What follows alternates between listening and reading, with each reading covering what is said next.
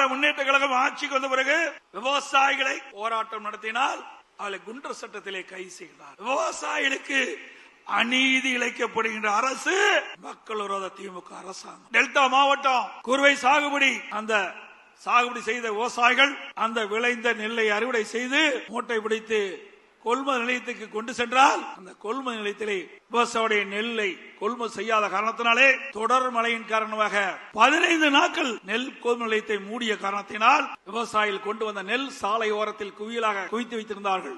கொள்முதல் நிலையத்திற்கு முன்பாக நெல் மணிகளை குவித்து வைத்திருந்தார்கள். தொடர் மழையின் காரணமாக நெல்மணி எல்லாம் முளைத்து விவசாயிகள் பாதிக்கப்பட்டாங்க. நம்முடைய டெல்டா மாவட்டத்தில் நம்முடைய கழக மாவட்ட செயலாளர்கள், தலைமை கழக நிர்வாகிகள், முன்னாள் அமைச்சர் வேண்டுகோளை ஏற்று நான் ஓடோடி சென்று டெல்டா மாவட்ட விவசாயிகளை சந்தித்து நேரடி கொள்முதல் நிலையத்துக்கு சென்று அவர்களுக்கு ஆறுதல் கூறி என்ன வரும் என்று கேட்டேன். அப்பொழுது குறிப்பிட்டார்கள், 15 நாட்களாக இந்த நெல்லை நாங்கள் காவல் காத்துக் கொண்டிருக்கின்றோம். அரசாங்கம் கொள்முதல் நிலையிலே கொள்முதல் செய்யவில்லை. கொள்முதல் செய்யப்பட்ட நெல்லையும் அந்த குடோனில் அடுக்கி வைத்திருக்கிறார்கள். அது வெளியிலே சென்றால்தான் நெல் கொள்முதல் செய்ய முடியும். இப்படிப்பட்ட அவல நிலை எங்களிடத்திலே இருக்கின்றது. கடுமையாக பாதிக்கப்பட்டு விட்டோம் என்று சொன்னார்கள்.